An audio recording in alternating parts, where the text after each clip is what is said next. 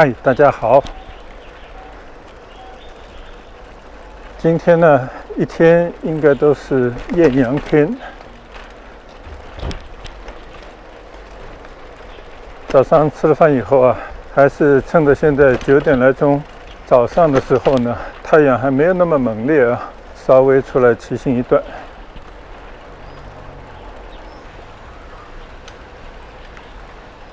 现在呢，我在小区里面啊，随意的骑一下。这边呢，还是有一些大树的阴凉，可以稍稍的躲一下炙热的阳光啊。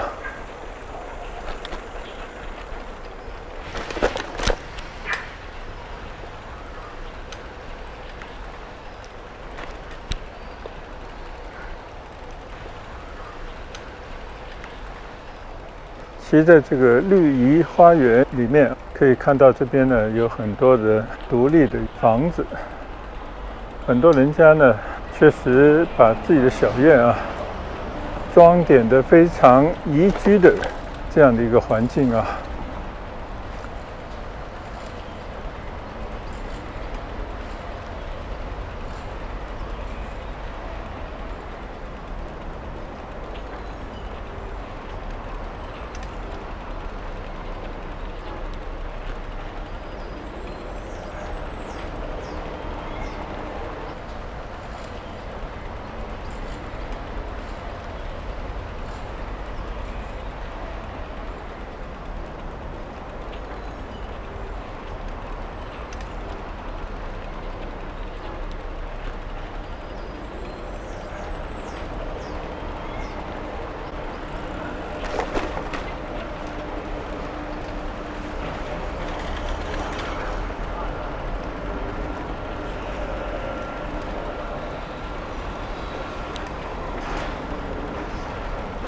原本呢，我就是从这边应该骑到大马路上啊，准备出村去骑行一段，但是突然就发现啊，经常在这边转悠的这个房子啊，就感觉在这个太阳底下有一种熠熠生光的感觉，再加上呢，从这个院子里面生出来的树木的枝叶，还有一些人家呢种植的一些花卉，就感觉还是非常有生气的一个小区，所以忍不住呢就在这里面啊稍微兜多一圈啊。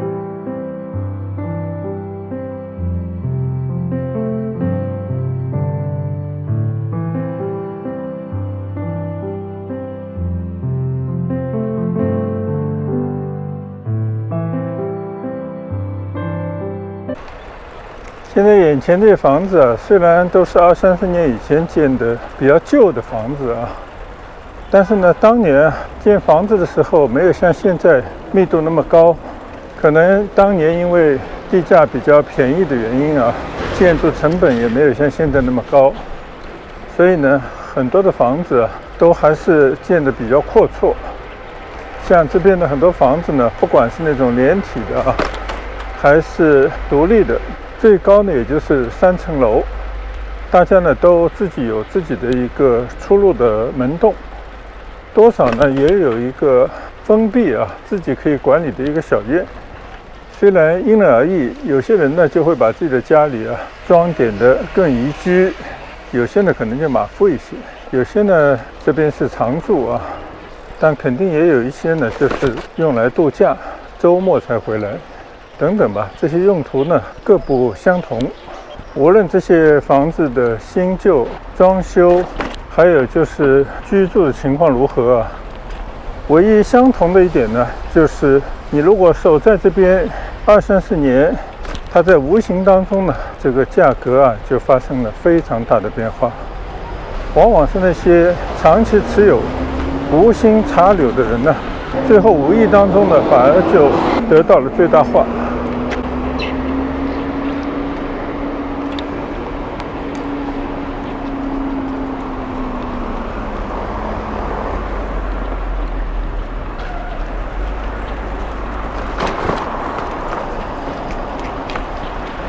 可能我很久没有这么早出来骑行了啊。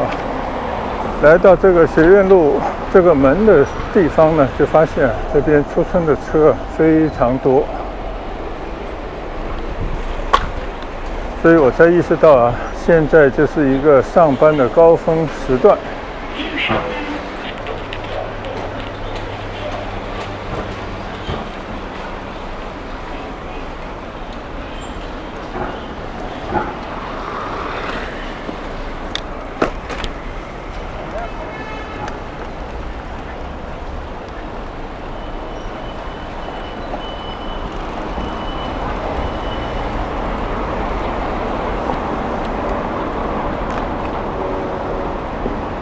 左前方的起伏隧道啊，大家可以看到车流滚滚，很多从起伏，甚至有些也不一定是起伏，只是借道来的啊。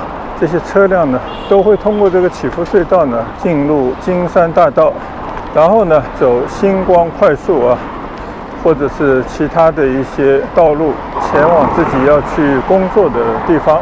大部分人呢，肯定都是去城区，去天河方向。去到那些金融中心、商业地带啊，朝9晚5的去工作。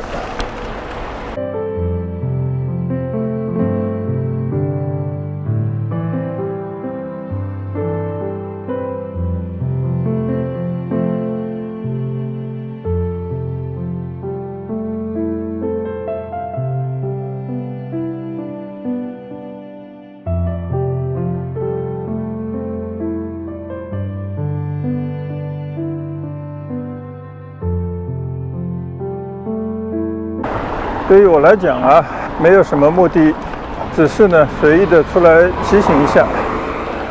因为害怕呢，时间越接近中午，太阳的直射会更加的猛烈，所以趁着早上这个相对气温还低的时候呢，就先出来做一个骑行。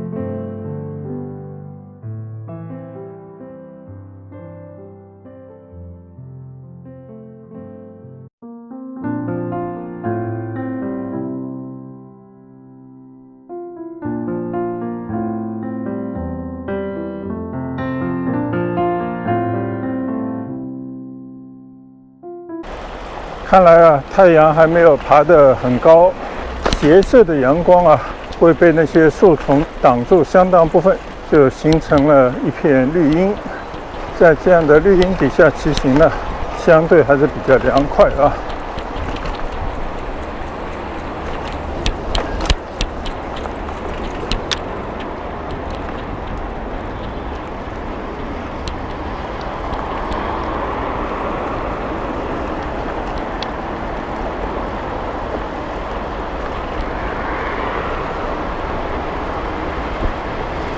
现在呢，我就已经骑到了市广路上。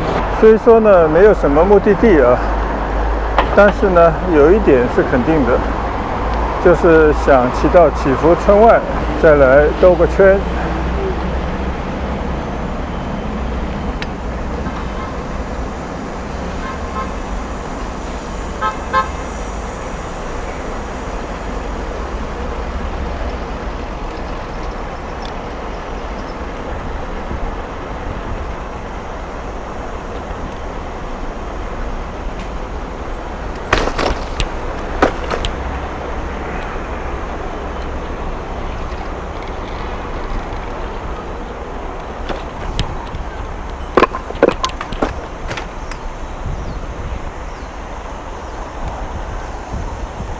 赶上了一个绿灯，第一次非常顺利的越过市广路，来到了东义路上。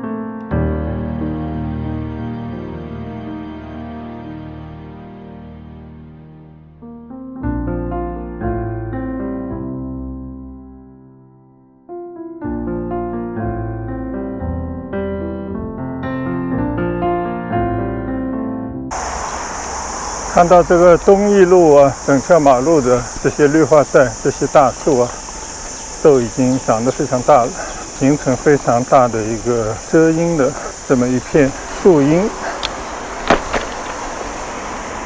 这些路上呢，我们已经反复来过很多次，也跟大家介绍过若干次。看我视频的朋友呢，应该都很熟悉了。所以呢，我就少说话，多骑行。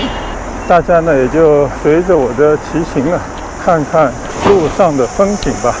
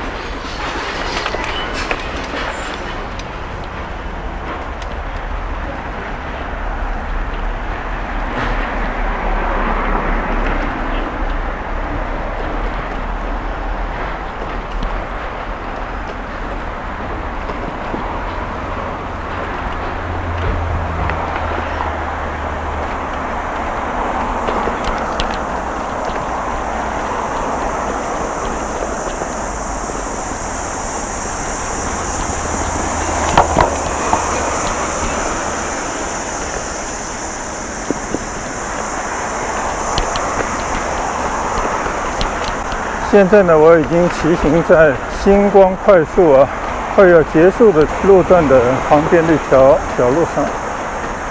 原本呢坑坑洼洼的这个路面好像经过了一些简单的维修呢，相对变得平整了一些。骑到这边呢，我们今天大概的目的地呢就已经明确了，就是准备到丹山河这个新建的绿道再去骑行一圈。无非呢也是看着它有树荫，而且那边呢有不少的休息亭，说不定呢还可以坐在那边喝口水。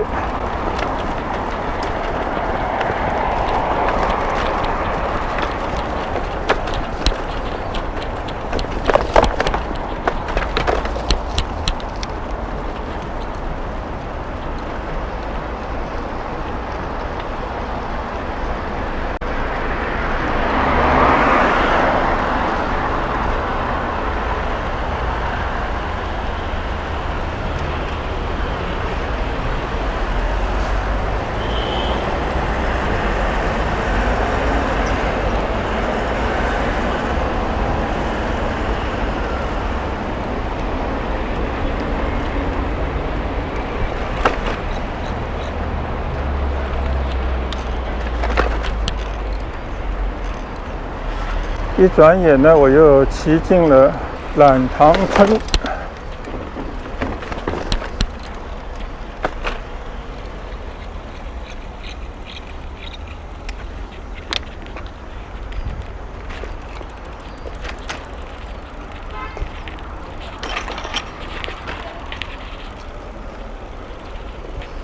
看来最近有统一的部署那些大规模的核酸检测点都有撤销的这样的一种趋势。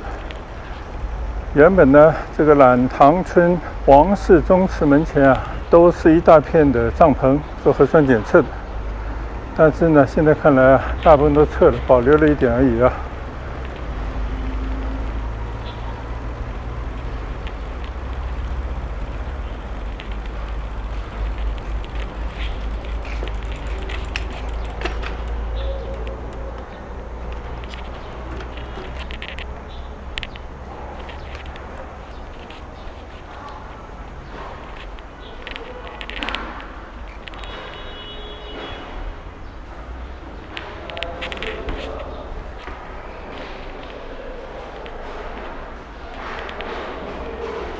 现在应该是一个社区文化中心吧，很漂亮的一个祠堂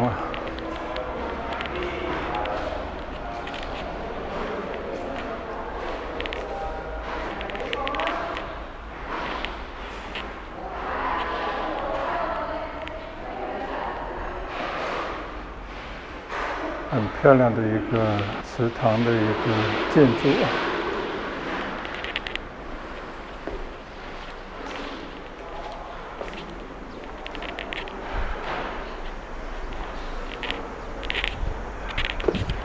跨出这个王氏宗祠这边呢，我们再来看一看原本呢好像是从北方来的，这个对联写的太原两晋家生远，懒塘山葵世泽长。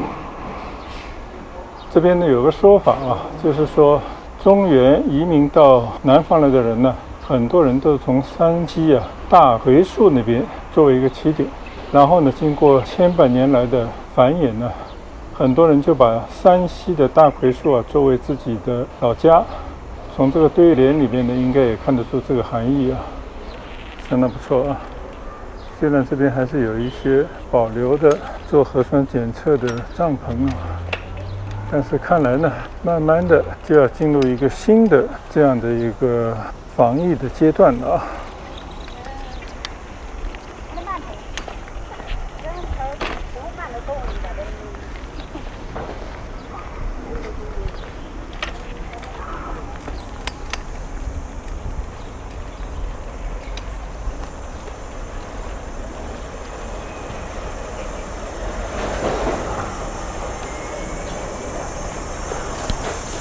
昨天呢，因为去保养我的汽车，专门还去了一趟李伦洞南村的一个村落里面去骑行了一番。今天呢，又一次骑到了懒塘村内啊，因为这些都已经反复的来骑行过，给大家展示过啊，都有很多共同的一些环境，所以我们呢就不多做介绍了。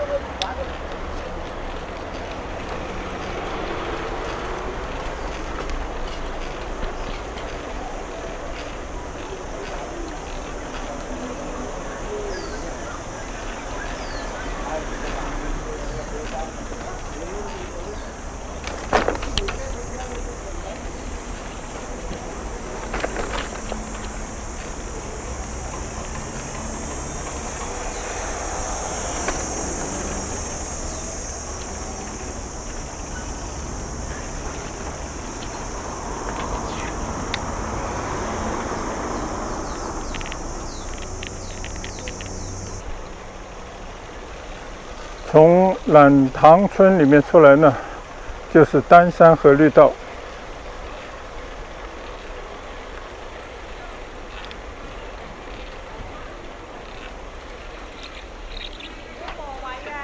河边的这个绿地上啊，还是可以看到很多的村民带着他们的孙儿辈啊，在那边活动。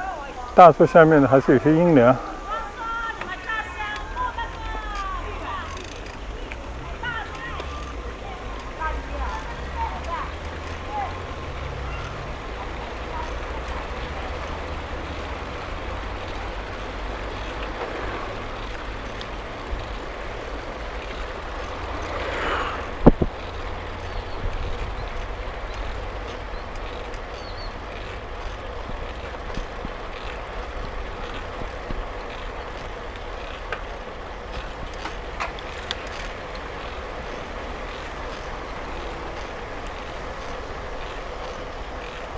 边上呢都是农村的地段啊，除了懒塘村呢，就是左边村。所以我在这条绿道边上呢，经常会看到啊，当地的村民呢，把他们自己种的一些水果啊、蔬菜啊，拿到这条街上来卖啊。这就是我今天想来的这条绿荫的小道啊。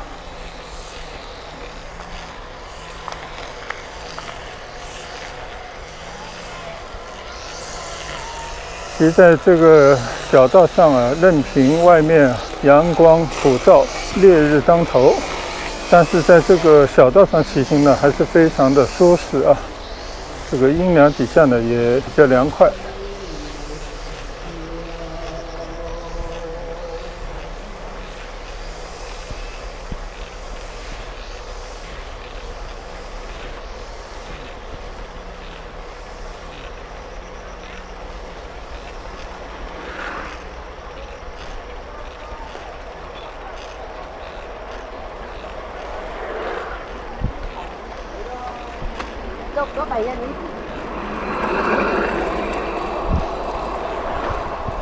看来这个路上啊，行走的人车还不少。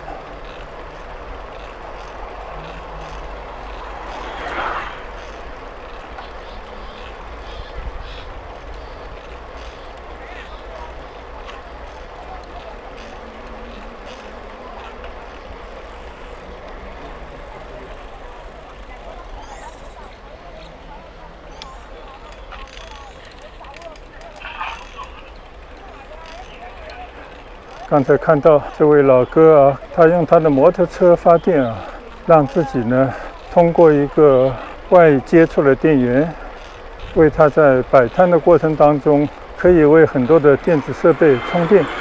刚才我看到他这个摊档的前面还有一个鸡笼，里头还有几只活鸡，应该也是拿出来卖的啊。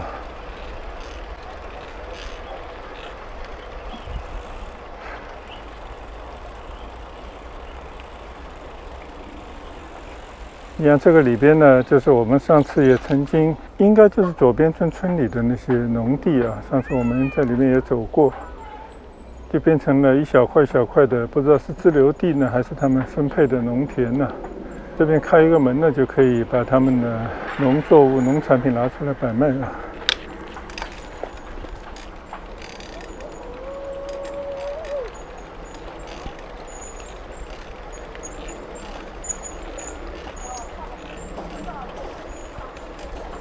这边被称之为基本农田保护区。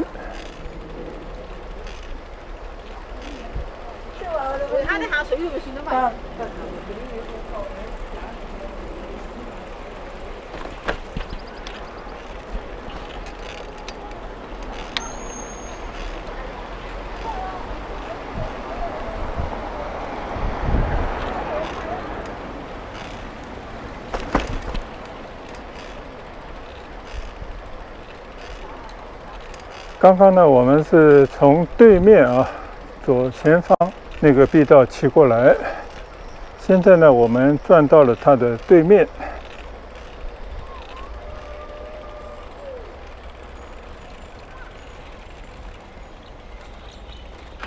这个地方原来是在搞一个小池塘，当时我就看见这边挖了半天，以为要做一个什么休息站，看来并不是。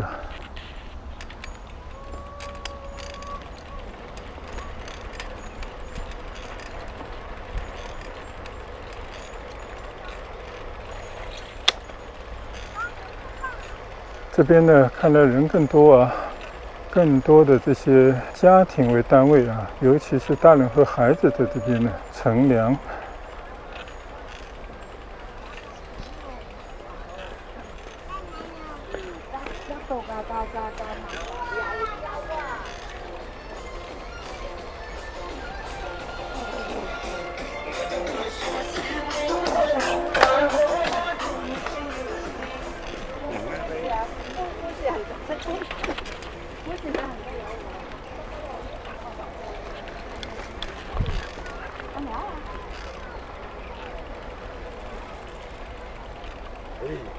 应该。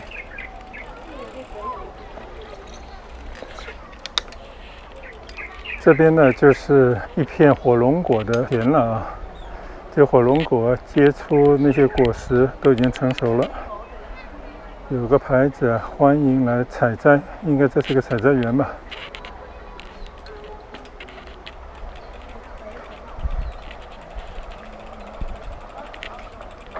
这个路边种的树呢，专门有说明，叫细叶榕。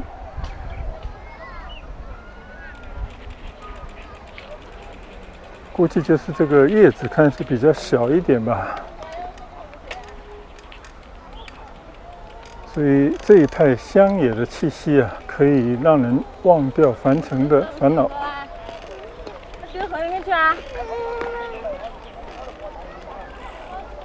听着这些牙牙学语的小朋友跟着他们的长辈在这边游玩。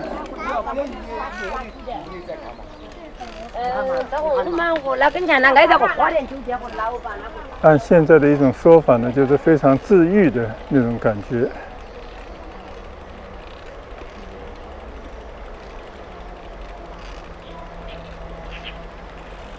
这里不知道准备要种什么东西我看全部都盖上了那种薄膜。冬天呢就是搭暖棚但这么盛夏的时候盖着这么薄膜，不知道是干嘛？是养土地吗？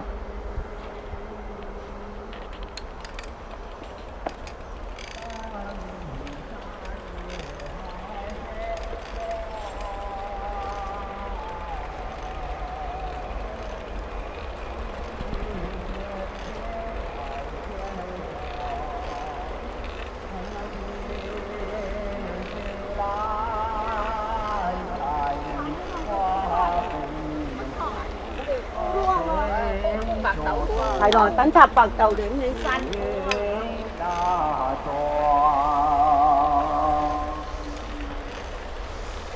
还有人在放歌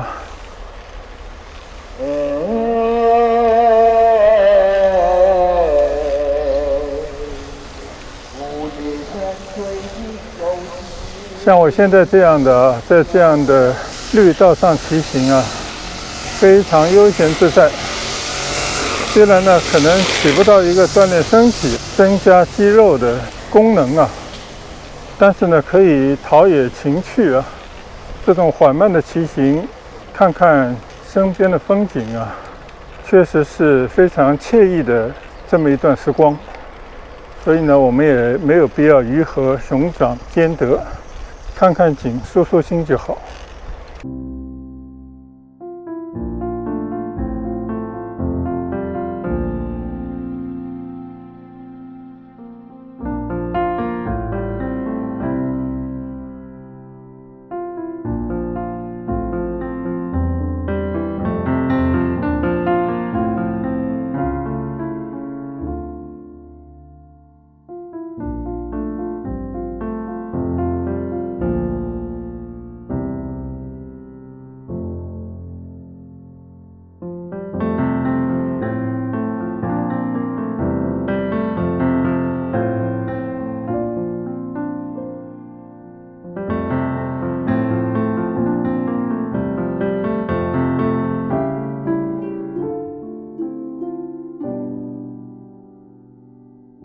正是因为呢，想在这样幽静的绿道、凉爽的树荫下，有更多的开心的感悟啊，所以呢，我又掉了头，在这个丹山和绿道上再骑行一遍。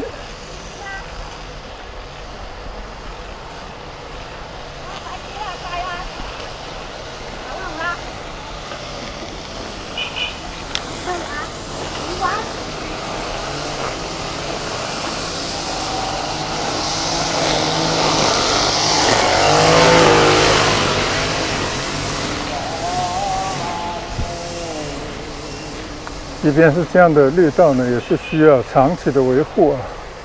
园林工人呢，在那里打草。刚刚呢，我也看到有一位工人呢，蹲在那个树下面，在拔除小叶榕树根边上的一些杂草。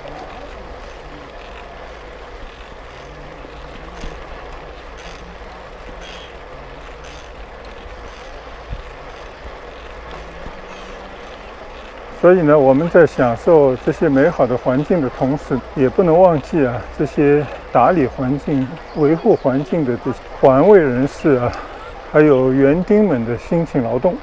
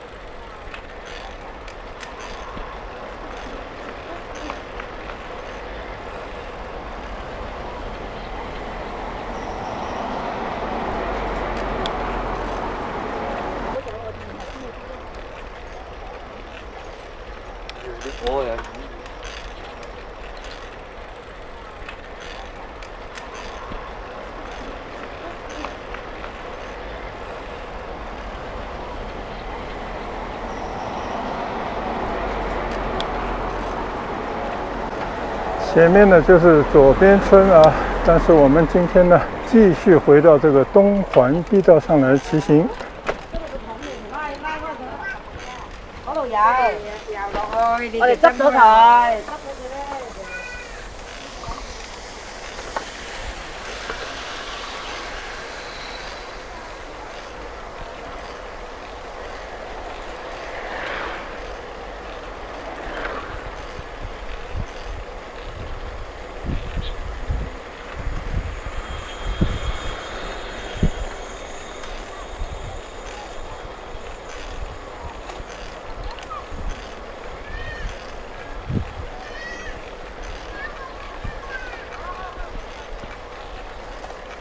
非常喜欢这样的环境啊，就像上次在七星港公园里头看到的4个字“宁静致远”。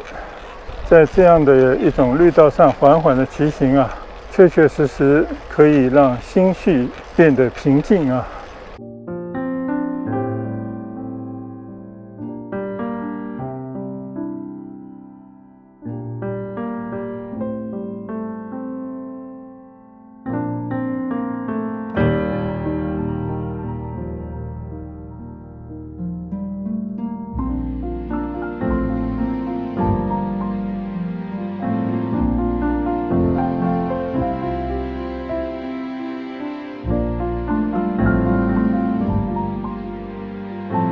買水都嗰個袋水咯，買到。呢個叫點？3蚊。嚟啦，走，係咁噶。呢啲係咩嚟㗎？鳳眼果。未見過嘅。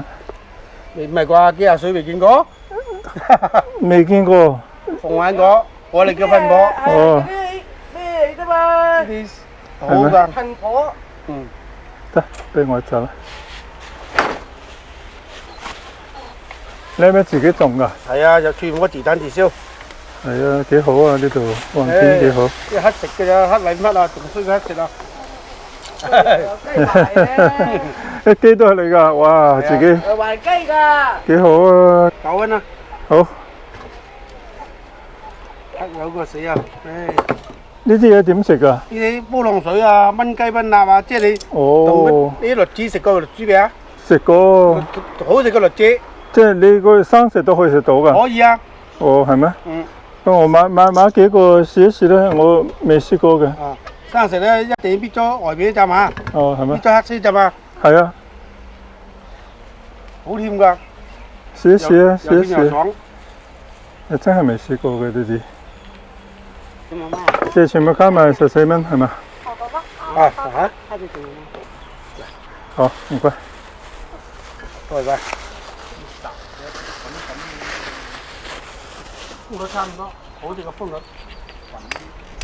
呢啲唔係好分嘅啫。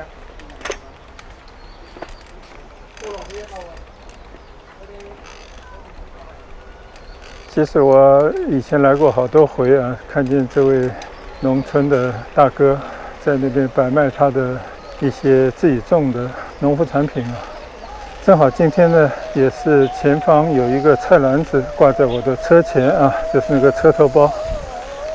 所以呢，我觉得来过也是一种缘分啊。所以呢，我就买了一串芭蕉，这是我太太喜欢吃的水果。另外一个东西呢，叫凤凰果，从来没有见过，其实不知道怎么吃啊。但是呢，他推荐啊，说是这个很好吃，又可以煲那个凉茶，也可以这么生吃啊。其实我也就是为了帮衬他一下，买一点。农民不易啊，不像城区里面的人呢，即便是不工作了、退休了，你以前交的那些退休金呢，还可以每个月的拿回来一部分。基本上来讲啊，不出意外的话，生活也无忧。但是农民就不同了啊。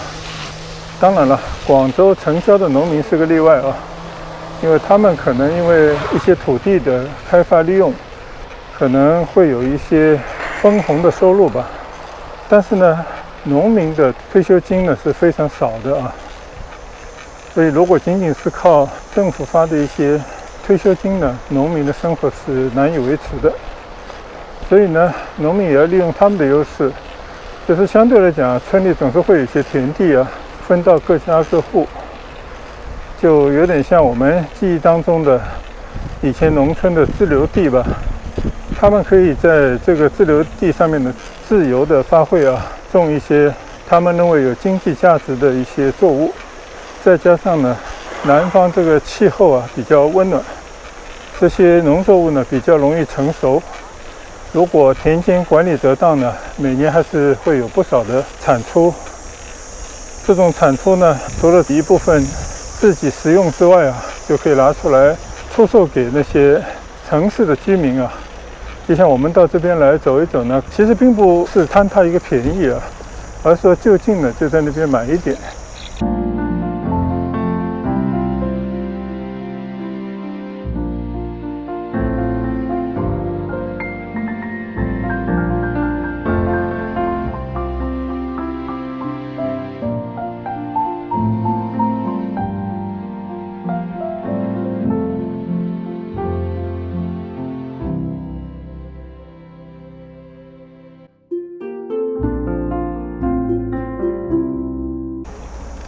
转头呢，又来到了榄塘村的另外一个出口。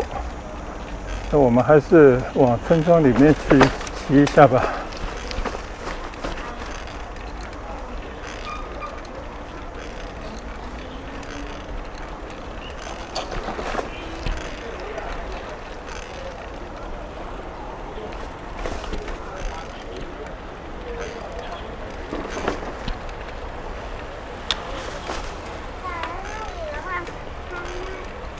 刚才说到这些农民呢，他们只要勤劳，有一块土地啊，总是能够维持他们的生计。如果经营得法呢，他们也可以比其他人呢过得稍微的日子更好一些。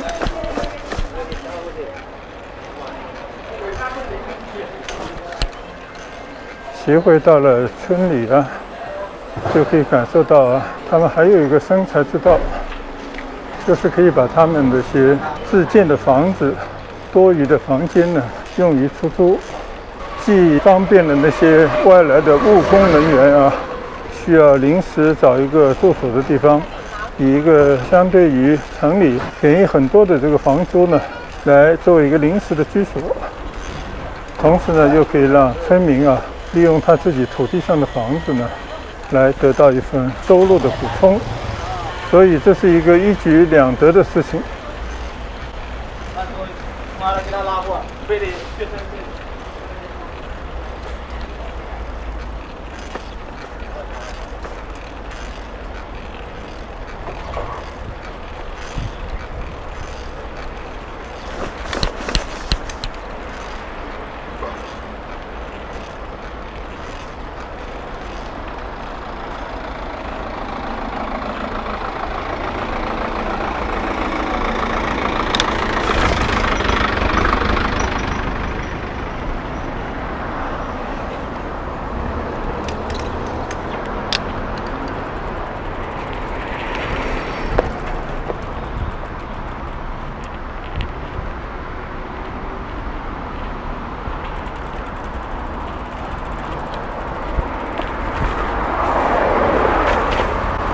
从这个榄塘村出来呢，我忘了走到马路对面啊。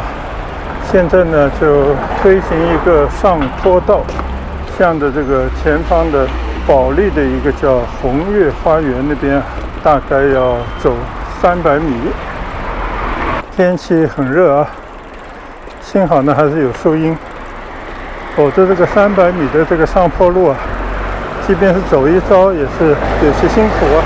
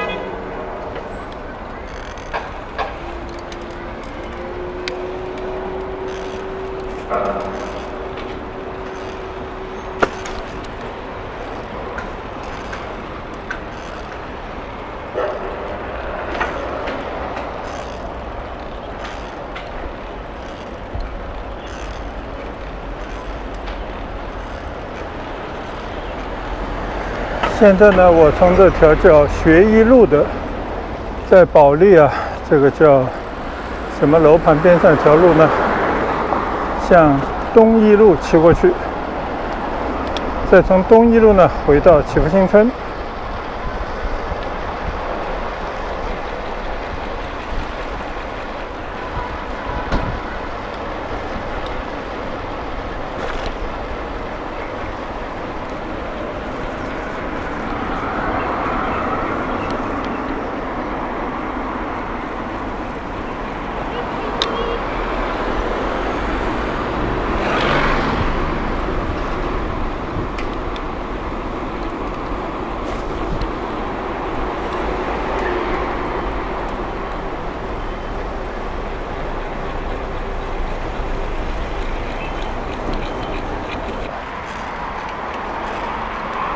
刚刚啊，确实骑行一大圈，有一段路呢，确实暴晒于太阳底下啊。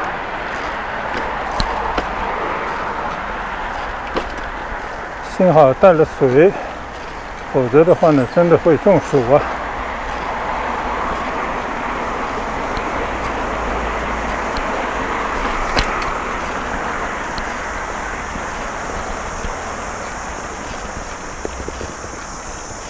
现在呢，我就顺着这个东一路啊，慢慢的骑回祈福去。今天呢，就是跟大家随意啊，做一个骑行当中的街景的分享，没有多说什么话，因为也说不出什么来。这些地方呢，都来来回骑了无数次，也讲过无数遍了。我们就安安心心的骑车，享受骑行的这么一个乐趣啊。同时呢，也达到一个锻炼身体的目的。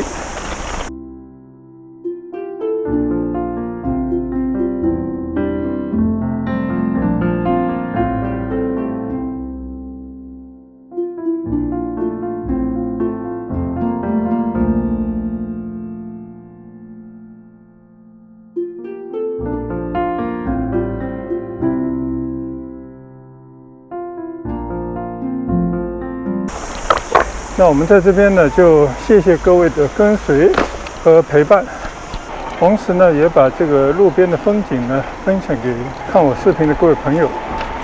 希望大家呢，在这样的一个酷暑的天气中呢，注意防暑降温，同时呢，也保持适当的锻炼。